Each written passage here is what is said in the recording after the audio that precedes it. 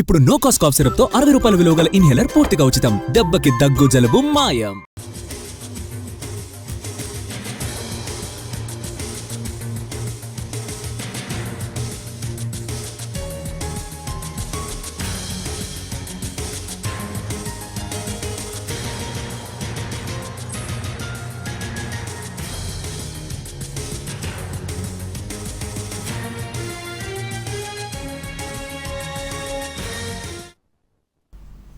Jawahar Nagar police station పరిధి కౌకూర్లోని retired professor Muralidharan Mohan ఇంట్లో దోపిడీ కేసును పోలీసులు ఛేదించారు.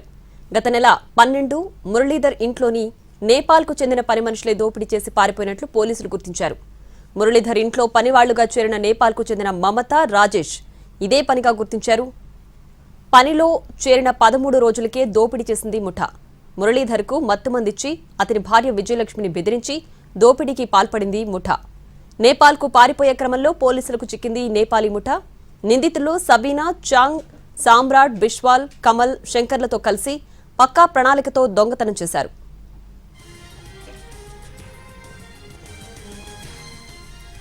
సునీత, బిశ్వాల్, కమల్ బహదూర్, శంకర్లను సికింద్రాబాద్ రైల్వే స్టేషన్లో గత నెల 16న అరెస్ట్ చేశారు పోలీసులు.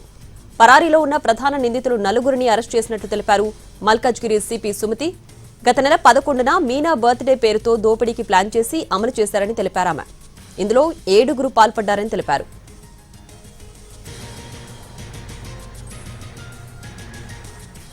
రెండు 2023లో మొయినాబాద్ పిఎస్లో ప్రధాన నిందితురాలు మీనాపై కేసు నమోదైనట్లు గుర్తించారు. నిందితురాలుగా ఉన్నట్లు తెలిపారు. మొయినాబాద్ కేసులో నిందితులను అరెస్ట్ చేశామని సిపి సుమతి తెలిపారు.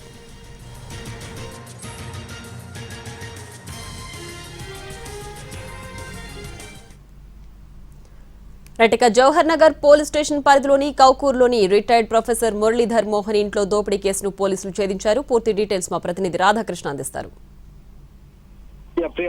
గత నెల 11వ తేదీన కరెక్ట్ గా 26 రోజుల తర్వాత దోపిడీ జరిగిన నేపాలీ ముఠాను ఎటకేలకైతే పట్టుకోవడం జరిగింది. వీళ్ళు దేశ సరిహద్దుల నుండి నేపాల్ కు పారిపోయేందుకు ప్రయత్నం చేస్తూ ఉండగా పక్కా ప్లాన్ ప్రకారం ఈ మొత్తం 3గురిని కూడా అదుపులోకి అయితే తీసుకోవడం జరిగింది. మొత్తం 7గురు నిందితులు గత నెల 11వ తేదీన రిటైర్డ్ ప్రొఫెసర్ మురళి, అలాగే అతని భార్య డాక్టర్ విజయలక్ష్మి, వాళ్ళిద్దరు కూడా సీనియర్ సిటిజన్స్.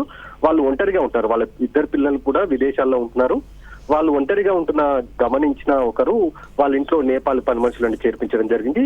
ఎవరైతే ప్రధాన నిందితులు ఉన్నారో మీనా, ఈమెనే పక్కా స్కెచ్ వేసి ఆ ఇంట్లోకి సబీనా అలాగే ఆమె భర్త రాజేష్ అని పంపించడం జరిగింది. ఆ తర్వాత మీనా తన బర్త్డే ఉందని చెప్పి మరొక 7గురిని గత నెల 11వ తేదీన ఇంట్లోకి పిలిపించి ఆ రోజు రాత్రి కేక్ కట్ చేసే క్రమంలో మురళీధర్ కి మత్తుమంది ఇచ్చారు. ఆ తర్వాత విజయలక్ష్మికి కూడా మత్తుమంది ఇచ్చే ప్రయత్నం చేస్తే ఆమె మాత్రం తాను సహకరిస్తాను, మమ్మల్ని చంపొద్దంటూ కూడా వాళ్ళకు చెప్పడం జరిగింది. ఈ నేపథ్యంలో వాళ్ళిద్దరికి కూడా కట్టేసిన తర్వాత ఇంట్లో ఉన్న దాదాపు 60 తులాల బంగారు ఆభరణాలతో పాటుగా 15 కిలోగ్రాముల వెండికి సంబంధించిన బిస్కెట్లని అలాగే కొన్ని విలువైన వాచ్లని ఎత్తుకొని వెళ్ళడం జరిగింది. ఆ తర్వాత పారిపోయి వీళ్ళందరూ కూడా ఒక ప్రాంతంలో ఆగి ఎవరికి వాళ్ళు విడిపోయి ఇతర రాష్ట్రాలకు వెళ్ళిపోవడం జరిగింది. ఈ ముఠా కోసం దాదాపు 20 రోజులుగా గాలించిన నేపథ్యంలో ఎట్టకేలకైతే ముఠా పోలీసులకు పట్టుబడింది.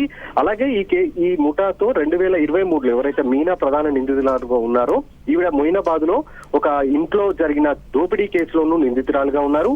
ఈమెతో పాటుగా మరొక 3గురు ఆ కేసులో నిందితులుగా ఉన్నవారు పరారీలో ఉండడం జరిగింది. ఎప్పుడైతే ఈ గ్యాంగ్ ను అరెస్ట్ చేశారో దర్యాప్తులో భాగంగా ఈ 4గురు, ఈ ముఠాలో ఉన్న మరో 4గురు ఆ మొయినాబాద్ లో దోపిడీ చేసినట్లుగా ఒప్పుకోవడం జరిగింది. కాబట్టి ఇటు మొయినాబాద్ కు సంబంధించిన దోపిడీ కేసు ఛేదించారు. అలాగే ఇటు ప్రొఫెసర్ ఇంట్లో జరిగిన దోపిడీ కేసును అయితే ఎటకేలకైతే ఛేదించడం జరిగింది. నేపాల్ కి సంబంధించిన వాళ్ళ పట్ల అప్రమత్తంగా ఉండాలని అయితే ప్రస్తుతం పోలీసులు చెప్తున్న పరిస్థితి అయితే కనబడుతుంది. Right Radhakrishna, thanks for the updates.